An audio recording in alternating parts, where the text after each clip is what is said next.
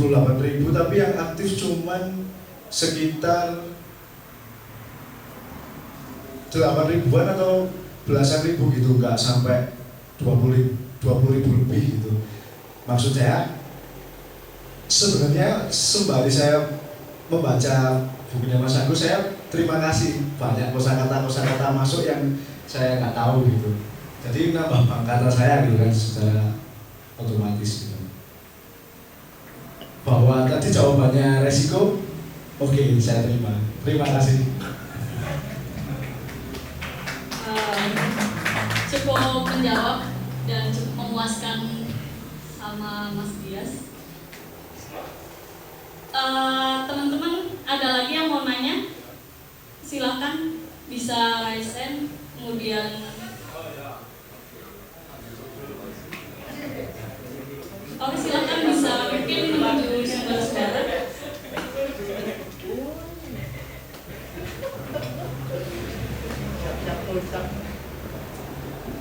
Oke, kenalan dulu ya. Siap. Selamat malam, perkenalkan nama saya Haki. Saya mau tukar pengalaman aja. Saya dari kecil memang suka membaca dan beberapa novel juga sudah saya membaca. Ada yang banyak menceritakan tentang realita, ada juga dengan seperti masnya yang tadi melihat orang bisa kita deskripsikan dengan banyak cerita.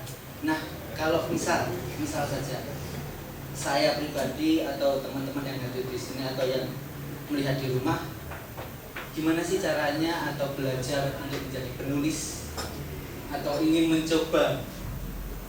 Saya ada nih pengalaman ingin saya ceritakan tapi dengan anonim, tidak menceritakan dengan diri saya.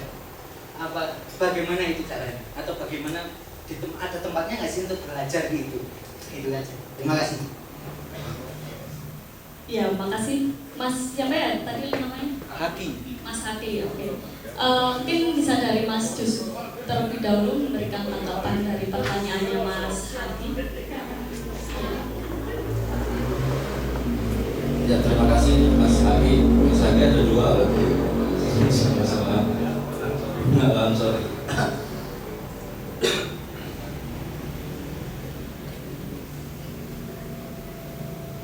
Ya, memang menulis itu menjadi satu kesempatan kita untuk menjadi anonim, terutama menulis fiksi ya. Kita bisa menjadi siapapun atau apapun, jadi benda juga bisa. Tahun 2006 saya pernah menulis dengan kata ganti orang pertama, yang mana tokoh orang pertama ini adalah seekor jin. Jadi saya membayangkan diri sebagai jin. Ini satu tantangan yang sangat berat ya. Membayangkan diri, kalau membayangkan diri jadi manusia, jadi perempuan itu sering ya. Tapi membayangkan diri jadi jin ini yang agak repot.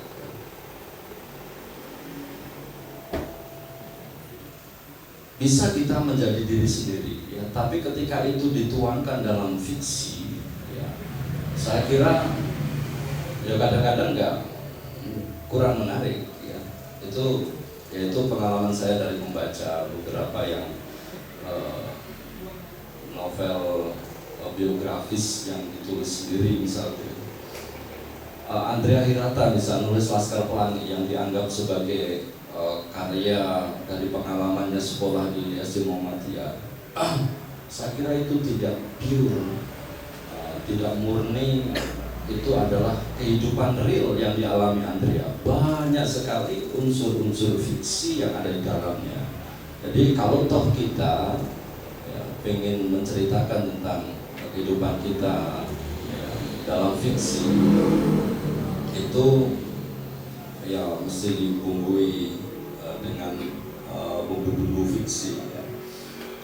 Nah, menariknya nanti kalau di puisi ya, kalau di puisi itu ya kita mengenal puisi itu seolah-olah ya kehidupan si penyair itu ya, ketika menceritakan aku, yang dianggap aku ya adalah akunya, padahal ya enggak selalu begitu.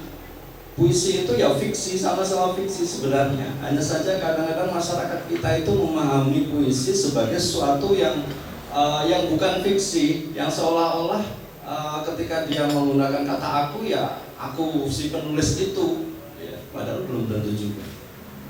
Bahkan ketika Agus tulis pesan sebutir garam kepada surat di dalam botol, ya, dia menggunakan kata kamu. Yang dikatakan kamu itu sebenarnya bukan siapa-siapa, tapi sebenarnya itu adalah Agus sendiri. Itu bisa saja. Nah, disitulah kita bisa membedakan ya, mana fiksi dan mana yang non fiksi. Kalau puisi itu ya jelas fiksi, hanya saja kadang-kadang kita keliru membedakan itu. Mungkin itu Mas Agus nambahin.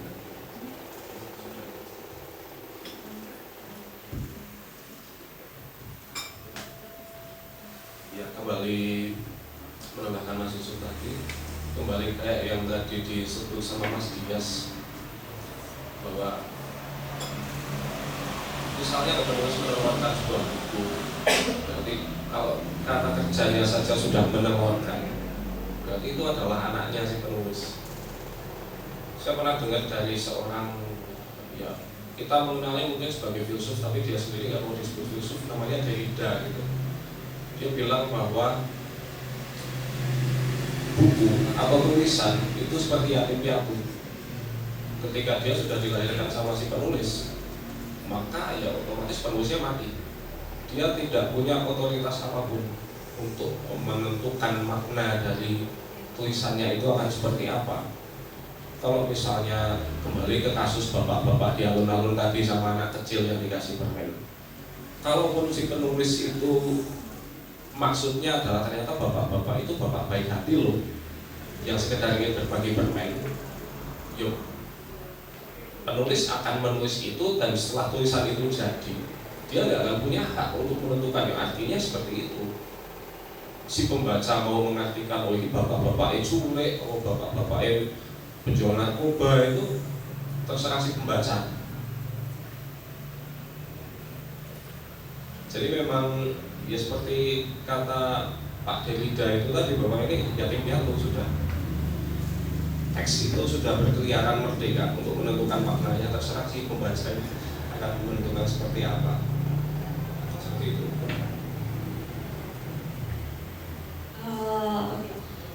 Mas Haki tadi sudah terjawab. Oh, ada tambahan? Silakan. Maaf tadi ada pertanyaan yang belum terjawab. Ada nggak sih tempat atau wadah untuk kita belajar menulis? Seperti saya pengalaman beberapa tahun yang lalu diajari sama teman untuk salah satu web di WordPress. Nah, itu saya mencoba meluapkan emosi atau realitas saya di situ, gitu.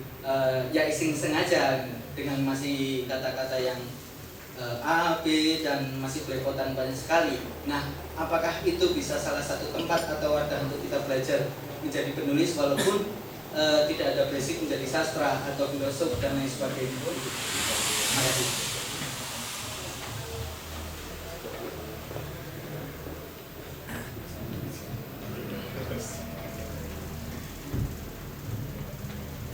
Untuk Mas Haki, kita senasib Mas, karena sebelum ini ya jujur ini memang buku pertama saya. Sebelum-sebelumnya saya pernah nulis, dan itu kebetulan kumpulan dari beberapa penulis, kayak misalnya yang diterbitkan sendiri sama komunitas Bimolkar. Itu kami pernah menerbitkan puisi-puisi antologi, kumpulan dari banyak penulis. Kemudian saya pernah ikut juga beberapa antologi seperti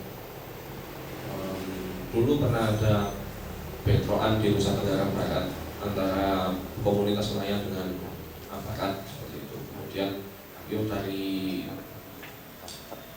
sebuah komunitas waktu itu di Facebook. Komunitas itu besar di Facebook, dan kebetulan kami sama-sama medianya adalah di Diksiana. Yuk kita inisiatif, ayo kita bikin puisi bareng-bareng memperingati kejadian ini, kemudian kita bukukan satu. Tapi lepas dari itu saya sendiri memang tidak produktif untuk menemukan puisi, dan kalaupun produktif tidak punya keberanian itu untuk membukukan itu atas nama saya sendiri. Jadi saya nulis sejak 2000, saya SMP lah, 2000-an awal itu, sampai sekarang sudah terkumpul banyak, dan kalau tidak diubah sama Mas Yusuf ini, ya tidak akan lahir buku seperti ini gitu. Nah itu ya saya bergerak lewat WordPress juga, kebetulan inisialnya sama, saya WP, dan WordPress juga WP gitu kan. Apa sih? Login ya. Nah itu di situ mungkin tidak akan jarang ada orang yang mungkin tidak sengaja lewat, kemudian baca karya kita, kemudian kasih komentar, wah ini cerpennya kok kayak ini gitu. Ini seharusnya si tokoh ini memberikan pendidikan moral, bukannya terus mengajarkan hal yang seringkali ada komentar yang seperti itu gitu. Ya itulah komentar yang mungkin akan membangun sebuah dialektika atau membangun sebuah konflik di kepala kita. Jadi untuk kedepannya nanti kita bisa memanage konflik itu, apakah kita bisa menentukan, bukan kita menentukan apakah kita akan terus bermain di konflik itu atau kita akan ikut dengan apa yang diinginkan oleh pembaca. Kalau memang kita ingin tulisan kita terbaca, disukai banyak orang, ya otomatis kita ikut sama komentar-komentar itu. Kita petakan komentar yang paling banyak itu memberikan usulan atau kritik soal apa, wes ikut itu, dan otomatis kita punya peluang lebih besar untuk menglariskan tulisan kita. Tapi kalau kita memang punya pendirian lain, kalau katanya Mas Dias tadi itu kita tegas seperti itu, ya kita tetap dengan memelihara konflik itu kita sajikan buat penonton atau pembaca itu untuk memancing nalar kritis, semuanya istilah keren ini. Jadi memang untuk kita belajar dari mana, memang ada banyak institusi formal atau mungkin banyak workshop di luar sana yang workshop penulisan puisi, workshop penulisan cerpen. Tapi kebanyakan penulis-penulis terkenal yang mungkin jadi inspirasi saya gitu, banyak yang tumbuh dan belajar dari apa yang mereka tanam sendiri, dari pengalaman mereka sendiri. Mereka bikin puisi kok hasilnya jelek, ada yang nacat misalnya, ya itu yang akan membangun mereka. Kalau soal itu nanti akan bisa dibukukan kemudian dijual laris, akhirnya kembali pada ada banyak parameternya. Bisa saja faktor bahwa tulisanmu ternyata relate buat banyak pembaca, kemudian bisa memancing daya pikir mereka untuk bikin tulis, atau mungkin tulisanmu relate dengan para pembaca karena para pembaca ingin tulisan yang seperti itu. Tapi di sisi lain ada faktor luck juga mungkin, atau teori-teori konspirasi lain yang mungkin kita tidak tahu. Jadi pada saatnya adalah nulis dulu, karena tanpa kita memulai nulis tidak akan ada artefak itu ya, kita kasih nama tulisan itu tidak akan ada. Nulis dulu yang penting.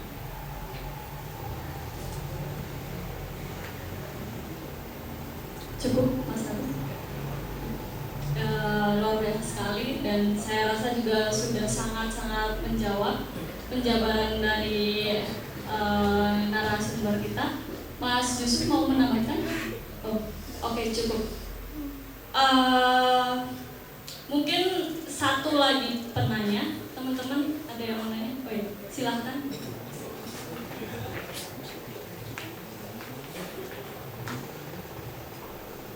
Oke, jadi nama saya tidak ada sekarang, biasa dipanggil Danang Bagas. Saya mau menceritakan sedikit tentang saya tentang menulis.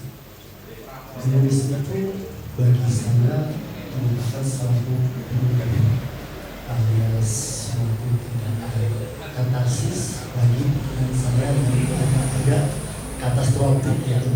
Saya kan dulu ini Pak, pernah dikasih saran oleh konseling saya, alias dulu saya sering ke psikiater gitu karena ada masalah tertentu 1, 2, 3 untuk menulis.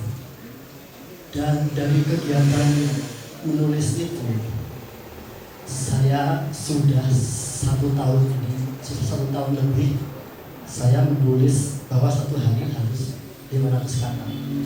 Sejak September tanggal 7 2021 saya memutuskan untuk menulis buku harian setiap hari, ya paling tidak 500 kata.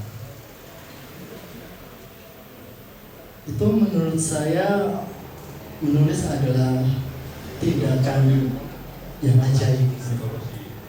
Mengapa dengan menulis kita mampu mendefinisikan realita kita menjadi apa yang kita mau di dalam hati, bukan apa yang kita khawatirkan.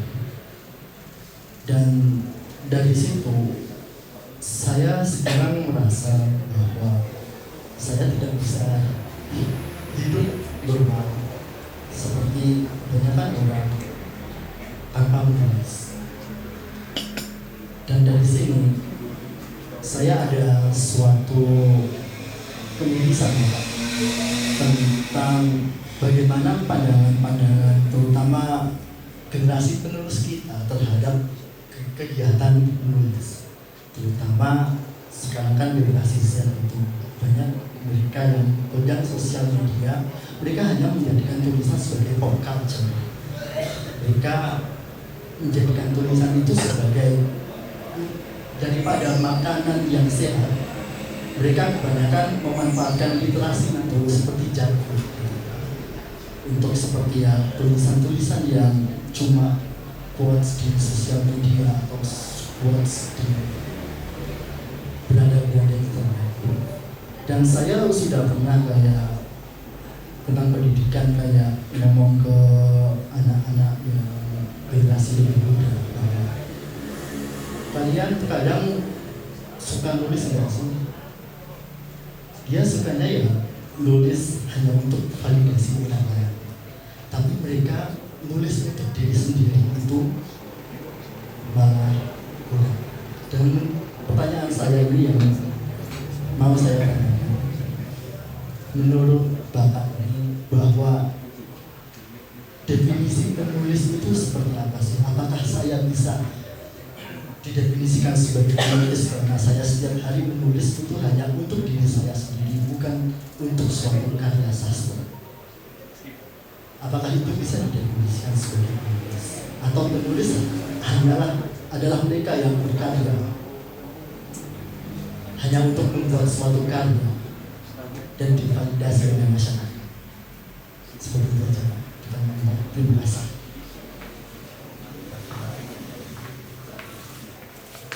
Terima kasih, luar biasa sekali pertanyaannya. Mungkin dari Mas Yusuf bisa membantu menjawab.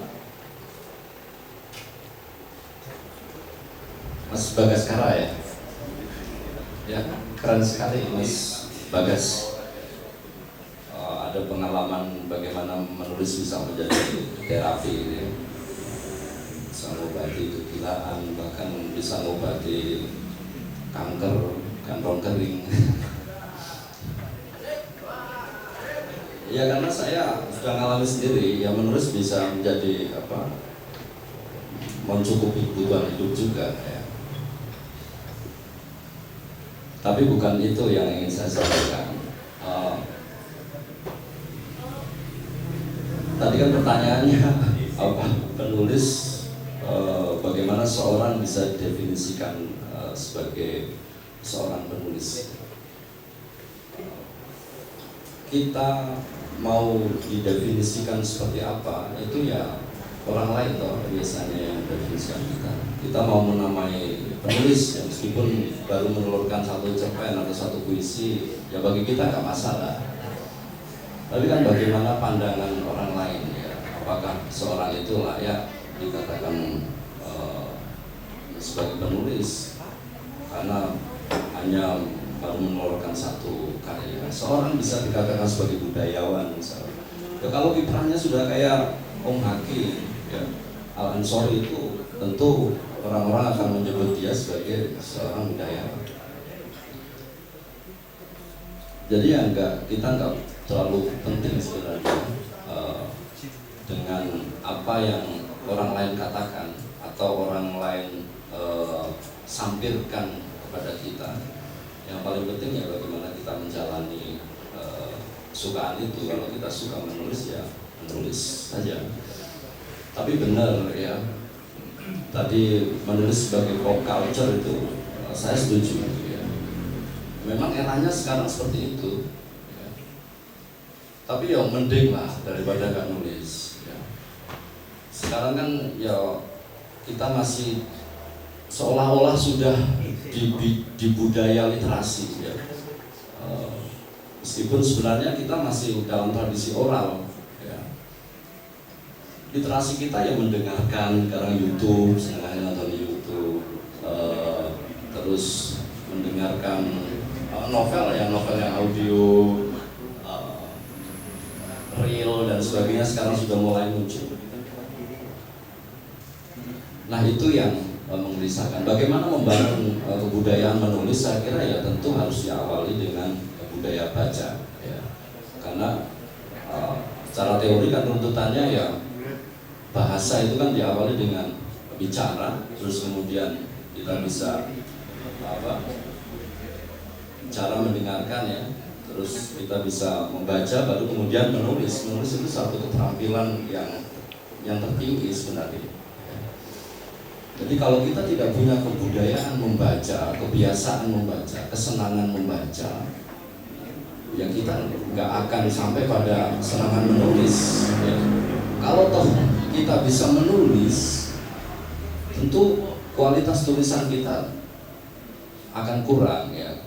Akan sangat terlihat kualitas tulisan seorang yang punya kebiasaan membaca dan tidak. Coba saya bisa disuguhi ya, saya pernah sering berapa mahasiswa datang bawa cerpen ke saya, dan saya memang suruh kadang-kadang, ya kalau kamu punya cerpen, punya karya, bawa kita diskusikan. Saya baca cerpennya, saya tanya, kamu udah baca berapa cerpen, kok bisa nulis cerpen kayak gini? Baru satu kan? Baru satu cerpen, berani nulis cerpen. Kalau pengen bisa nulis cerpen, ya bacalah paling nggak 100 cerpen. Pengen bisa nulis novel yang bagus, ya bacalah novel-novel yang bagus. Bukan berarti kita tabiisme ya kalau bahasa Arab ya, atau menjadi followers. Tetapi kita akan belajar banyak dari karya-karya penulis sebelum kita. Itu Mas Agus. Jadi baca dulu ya, baru setelah itu kita menulis. Atau kalau toh nggak jadi penulis nggak masalah sebenarnya. Yang penting kita jangan sampai lupa untuk membaca, mempunyai kesenangan membaca. Itu.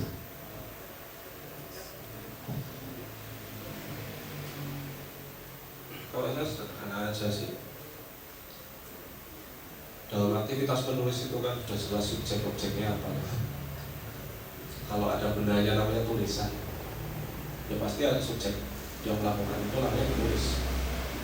Mau apapun yang ditulis, mau yang dibikin adalah kwitansi kita beli kopi, atau mau yang kita tulis adalah karya sastra yang sangat tebal sampai kayak kitab suci, itu tulisan.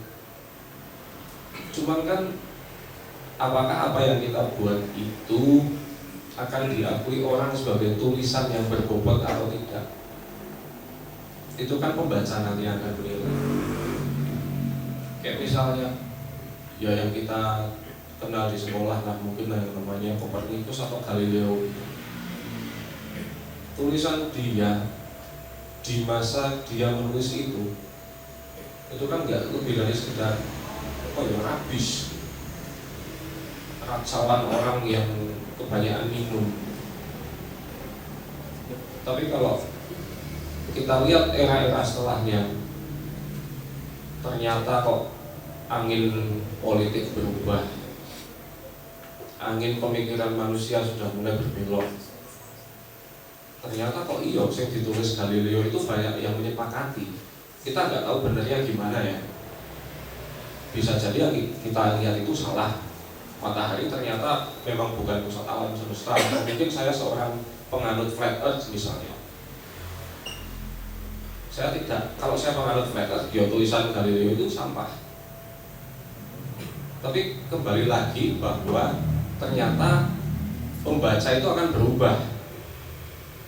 Selalu ada dinamikanya. Kalau kita memang setuju dengan apa yang dituliskan sama Kopernikus sama Galileo, ya, tulisan dia akan kita anggap sebagai kitab suci. Kitab suci prioritasnya ya wis di luar yang lain, sudah di atas semuanya. Maka di situ kita bisa katakan si Galileo atau si Kopernikus itu sebagai penulis. Jadi kalau kita menulis kemudian kita memikirkan sekali lagi dengan diksi yang tadi, kekhawatiran gitu. Yo silakan Anda mau khawatir atau tidak. Tapi kalau kita sudah menulis, ya biarkan si pembaca itu akan ngejudge kita penulis atau bukan. Karena itu di luar kuasa kita. Kalau kita mengkhawatirkan sesuatu di luar kuasa kita, ya percuma juga kan seperti itu. Kurang lebih seperti itu. Ya luar biasa sekali. Jadi mungkin Mas Bagaskara tadi bisa ditangkap apa yang dijelaskan sama Mas Agus dan Mas Yusuf. Kemudian ada satu penanya lagi spesial pada Pak Hadi terlebih dahulu. Monggo silahkan Pak Hadi.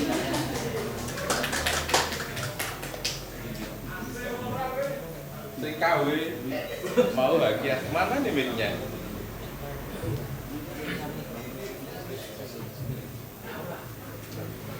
Ini ya. Ya. Hah? Oh, salah ya. Oke. Oh, cur sini. Ya, assalamualaikum warahmatullahi wabarakatuh. Tadi Haki yang asli, saya Haki KW. Ya, perasaan nama saya sangat limited edition, ternyata ada lagi yang nyamai. Ya, menarik. Yang pertama untuk tahniah ya, mabruk untuk mobil khusus ini Presiden Penyair Wonosobo. Saya dulu pernah mengklaim sebagai Presiden Penyair Wonosobo. Lama tidak ada yang berani mengkudeta. Dan malam ini juga saya serahkan tampung kekuasaan saya untuk Agus Wiwi. Tepuk tangan. Ya, karena faktanya Agus Wiwi lepas dari tadi kegampangan, ketidakpedean, masa kayak ini layak dibuka. Ya tentu saja atas support Mas Yusuf Paen akhirnya kemudian berani menerbitkan buku. Dan saya mengingat Roland Barthes, the author's death gitu, jadi kematian penulis gitu. Angel iki angel. Tok ganjel. Iya, jadi benar ketika sudah nulis babak monokromatik atau apapun nanti puisi selanjutnya, ya sudah, Agus Wiwi sudah anggap saja tidak ada. Agus Wiwi tidak punya wewenang untuk menjelaskan maksudnya ini puisi, enggak, terserah para pembaca. Itu yang dimaksud mungkin di author's death gitu. Itu ke Agus Wiwi. Dan kemudian paling penting sih saya senang ada semacam perayaan launching atau diskusi buku di malam ini. Ada dua karya yang luar biasa, Kali Bening untuk capainya Yusuf Paen ini luar biasa menurut saya. Ini staminanya ini keren begitu. Dan Agus Wiwi, maksud saya ya Wonosobo butuh ruang yang kayak begini ini. Jadi bagaimana kemudian teman-teman ya generasi Z lah, saya menemukan perayaan kayak gini kan di Jogja dulu lah, mungkin bareng Mas Yusuf Paen begitu, kita ngopi, kita melek sampai subuh hanya berdebat sebuah puisi mengupas cerpen dan sebagainya. Nah, kerinduan saya paling tidak malam ini agak mendapatkan oase lah istilahnya di sekitaran kopi ini. Saya mengapresiasi betul bahwa kemudian mungkin kayak ngomong opo itu hal yang lain. Tetapi begini, tadi ada juga yang Mas Bagas sekarang mungkin ya, keren menurut saya menulis sebagai terapi healing lan waspodo begitu. Jadi menurut saya nggak masalah begitu, nulis saja begitu, nggak usah punya pretensi. Ya zaman saya dulu kan saya gondrong, pokoknya buah antara rambut karo ndas ora pas-pas, yang penting gondrong biar dituduh penyair begitu, sastrawan begitu.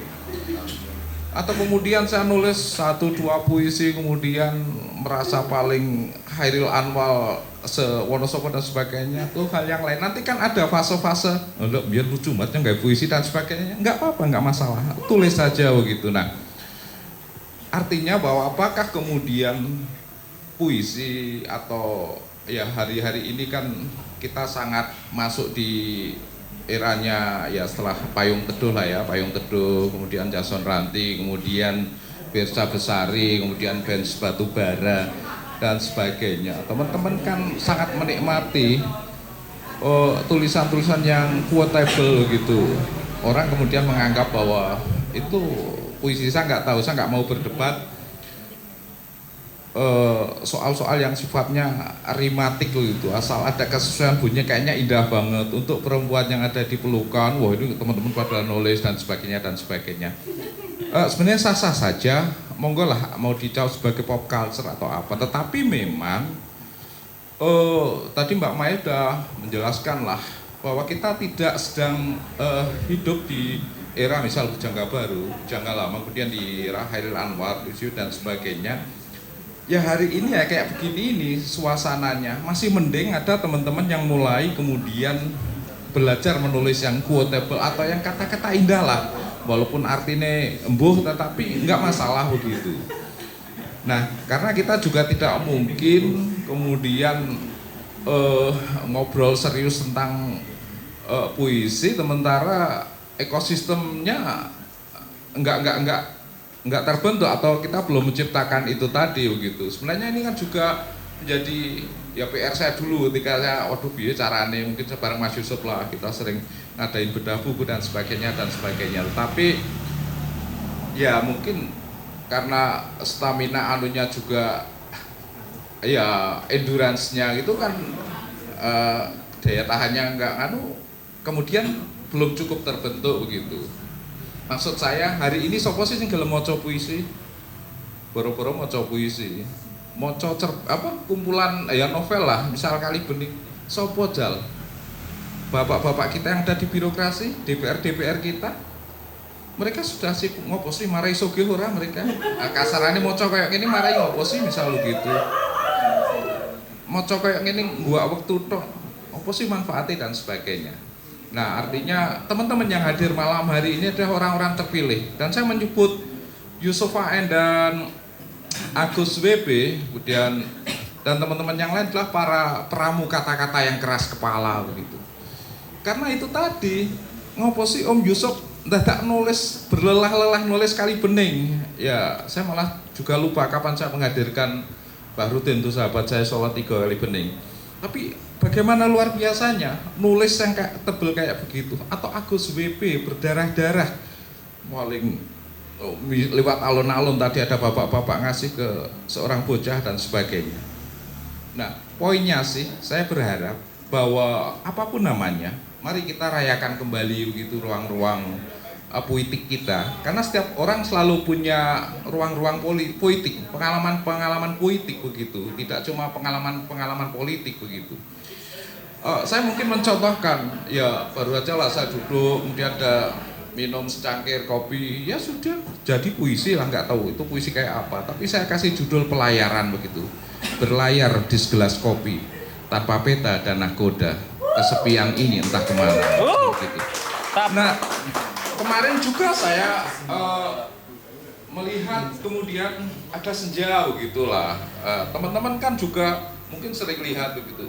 Ini juga kemudian saya tulis juga di Instagram lah. Ada satu bangku panjang dan lega, tempat aku menikmati flamboyan saat senja. Maukah kau datang ke sana agar ruang itu tak terlalu leluasa untukku? Maukah kau menemaniku menghabiskan sisa sore sebelum musim menggugurkan bunga-bunganya? Misal begitu. Nah, ada juga senja lagi, saya paling senang naik pas ada senja gitu. Ya, jadi tulisan minimal di Instagram lah, satu paragraf aja udah lumayan, nanti tinggal memperpanjang lah. Kita pernah menjadi senja untuk seseorang, dipandang, dikagumi, dijadikan puisi, kemudian hilang di telan gelap malam. Nah, saya kira teman-teman bisa mulai dari momen-momen puitik dan pengalaman yang mungkin sepele lah, ada senja, hujan atau apa, bahwa kemudian puisinya menjadi puisi kamar yang reflektif atau puisi pamflet yang meledak-ledak, BBM harus turun dan sebagainya, kayak Rendra kayak dan sebagainya, itu hal yang lain. Tetapi poinnya gitu tadi, menulislah verba valen scripta manen, ngomong itu gampang tertiup angin, tulisan abadi. Demikian, selamat untuk Yusuf AN dan sekali lagi untuk Presiden Penyair Wonosobo yang baru, Agus Lubi. Tepuk tangan. Matur nuwun. Assalamualaikum warahmatullahi wabarakatuh. Luar biasa sekali Bapak Haki yang sudah memberikan wejangan yang sangat luar biasa di acara Bincang Sastra kali ini. Ternyata Pak Haki itu anak senja juga ya. Untuk mempersingkat waktu, enggak mempersingkat sih, waktu tuh nggak bisa dipersingkat. Untuk menyelaraskan dengan rundown, mungkin saya persilahkan satu penanya lagi. Silakan tadi yang sudah tunjuk tangan di pojok kiri.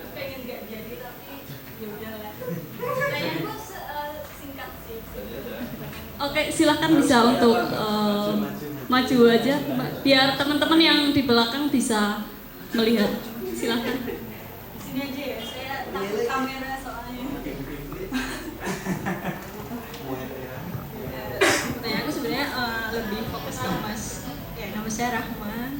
Terus pertanyaanku sebenarnya fokus ke Mas Yusuf sih. Tadi kan bahas soal pendidikan, saya kritik tentang pendidikan yang aku melihatnya sifatnya itu institusional gitu. Terus pertanyaanku adalah, kalau menurut Mas Yusuf penting nggak sih pendidikan yang sifatnya non institusional, kayak misal studi grup atau pendidikan yang non formal itulah, kayak diskusi seperti ini atau nongkrong atau iya gitu-gitu.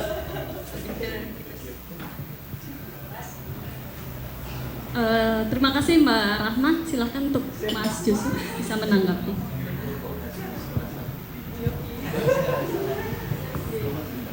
Terima kasih Mbak Rahma. Tentu saja penting ya, jadi pendidikan ada pendidikan formal, non formal, kemudian informal ya. Kalau pendidikan formal ya yang ada di sekolah-sekolah itu ada jenjangnya, terus kemudian jelas kalau lulus dapat ijazah, ijazahnya bisa untuk melanjutkan dan sebagainya. Pendidikan non formal kayak kejar paket itu bagian pendidikan non formal, termasuk juga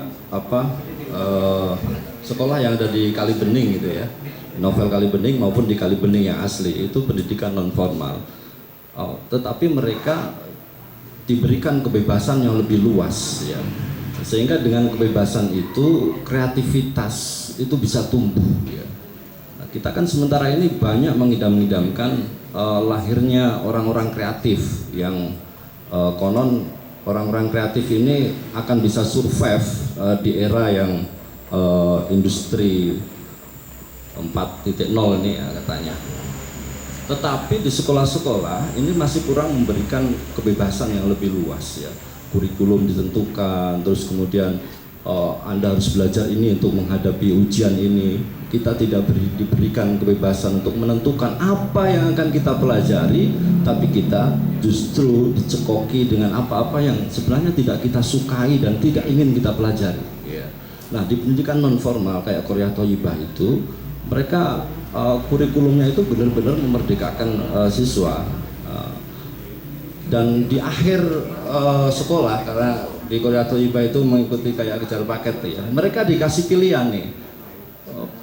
Kalau dulu waktu masih ada UN ya, sekarang kan udah nggak ada UN ya. Kasih pilihan mau ikut UN atau enggak ya. Jadi bebas aja, mau ikut UN ya silahkan, mau nggak ikut ujian nasional juga nggak apa-apa.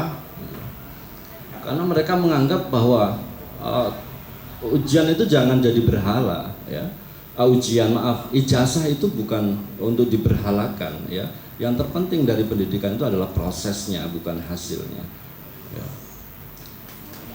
Pendidikan informal tentu tidak kalah penting ya, yang berupa pendidikan keluarga. Jadi saya tentu sangat setuju bahwa ngopi-ngopi terus kita ngobrol-ngobrol kayak gini, ini bagian dari pendidikan non formal yang penting ya, sebagai suplemen dari pendidikan formal.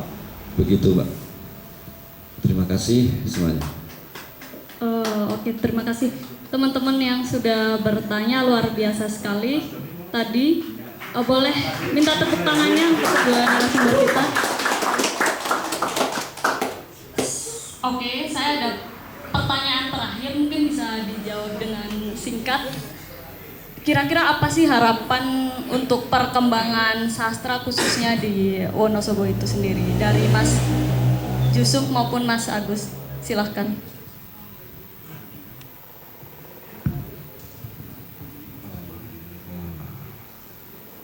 Saya pribadi ya mungkin harapan ini agak susah ya, tapi kenapa tidak diutarakan gitu, karena yang namanya harapan kan pasti punya muatan kebaikan di situ.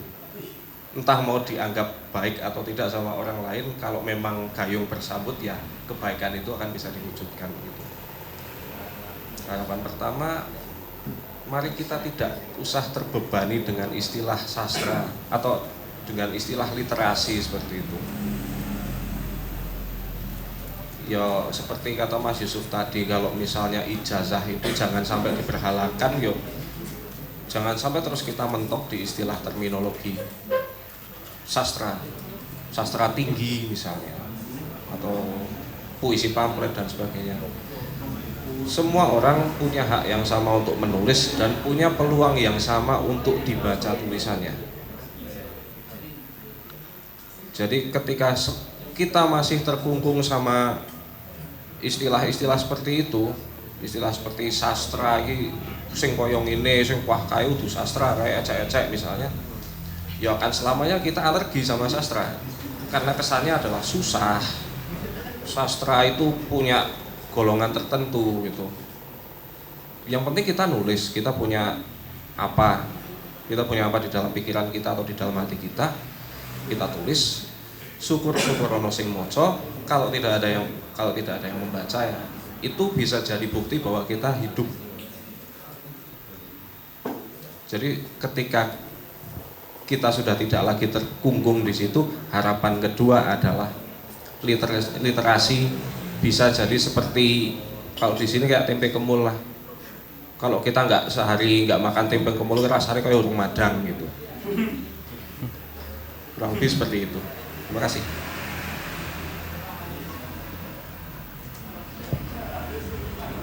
Ya, bagus ya.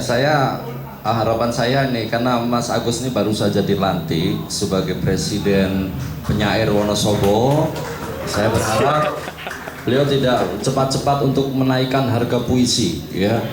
Jadi harga puisi itu bisa dinikmati oleh semua kalangan ya. Mohon maaf, itu saya belum berani pakai pecinya Pak Haki.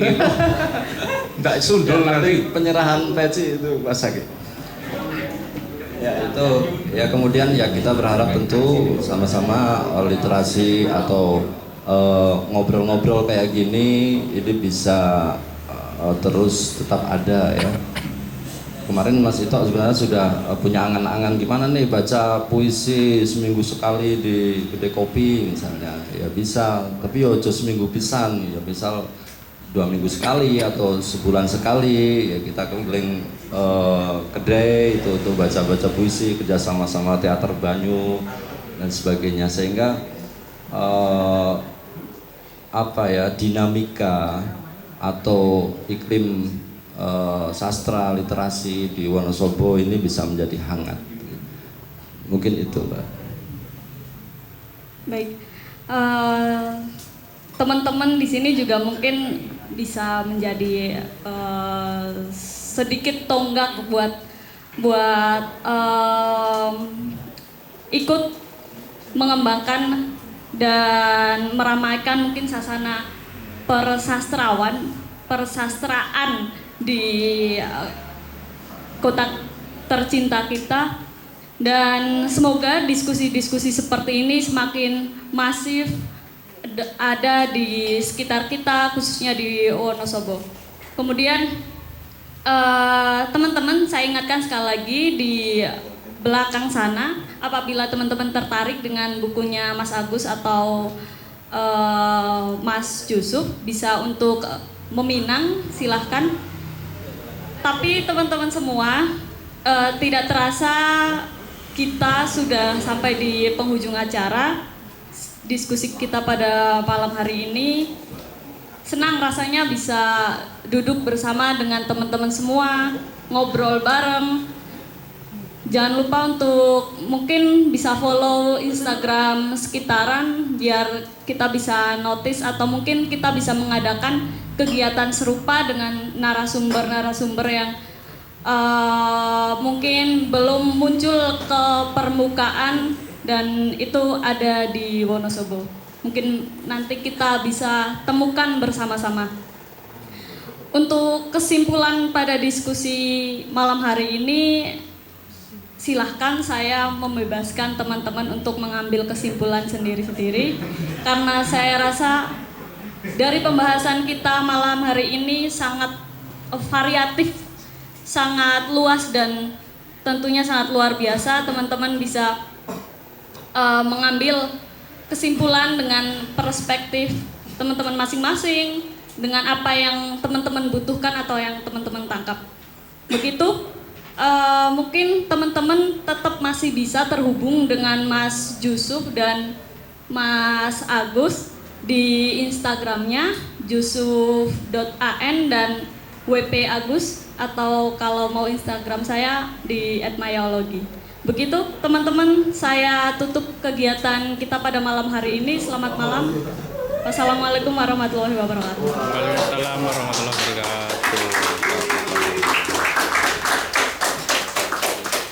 Oke, terima kasih buat teman-teman, sesi diskusi yang sangat menarik dari Mbak Maya, Mas Agus dan Mas Yusuf. Setelah ini masih ada pembacaan puisi dari Mas Yusuf untuk teman-teman semua, spesial dan puisinya dari buku antologi puisi dari bukunya Mas Agus. Bisa dipersiapkan teman-teman? Oke.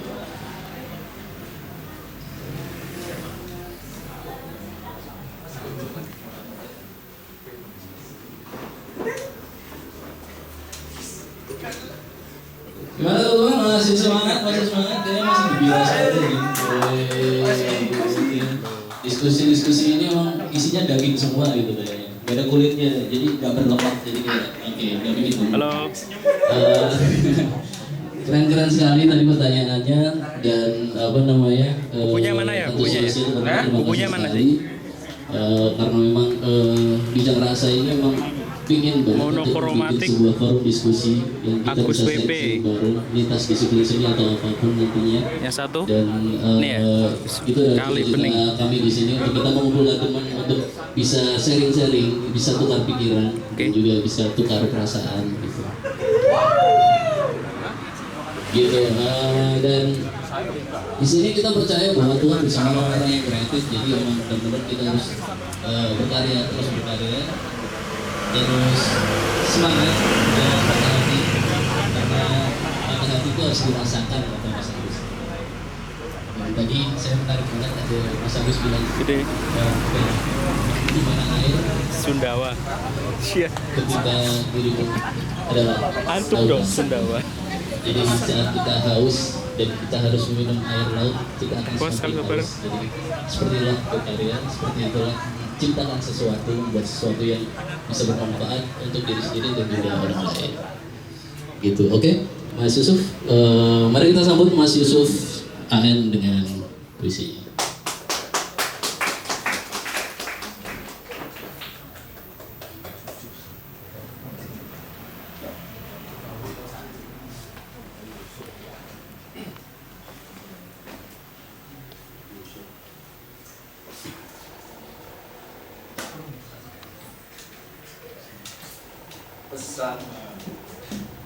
Pesan sebutir garam kepada surat di dalam botol.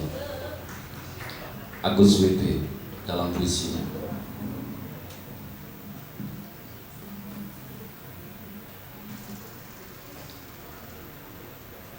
Kau cinta lautan, bisikmu. Yang ku dengar dalam helaimu, yang tercabik oleh pena dan yang terbaluri oleh bulir-bulir garam tempo hari. Kau adalah gagasan-gagasan menghampar dalam lembaran-lembaran, hambar dalam pengembaraan, dan begitu saja tersampir dalam remah-remah pengetahuan yang merepihkan penglihatan.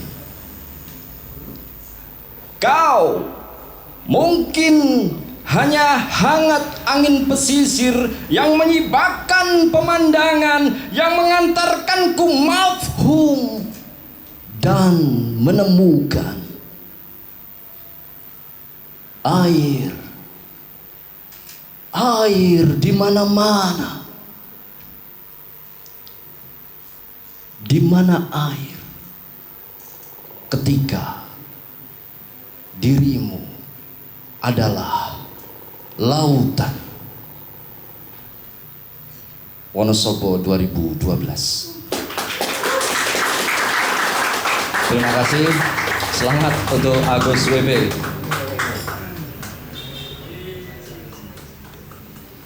Oke, terima kasih teman-teman semuanya. Mungkin itu adalah akhir dari perjumpaan kita malam hari ini. Sampai bertemu di bincang rasa selanjutnya. Mari berbagi rasa bersama kami di sini. Sharing apapun yang bisa di-sharingkan.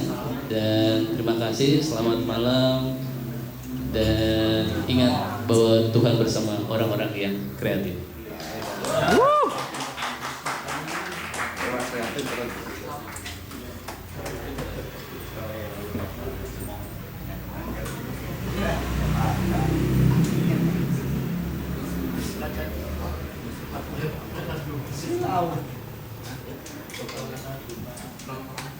Teman-teman masih bisa buat ngobrol-ngobrol dulu, sharing-sharing. Mungkin ada yang ditanyakan lagi sama Mas.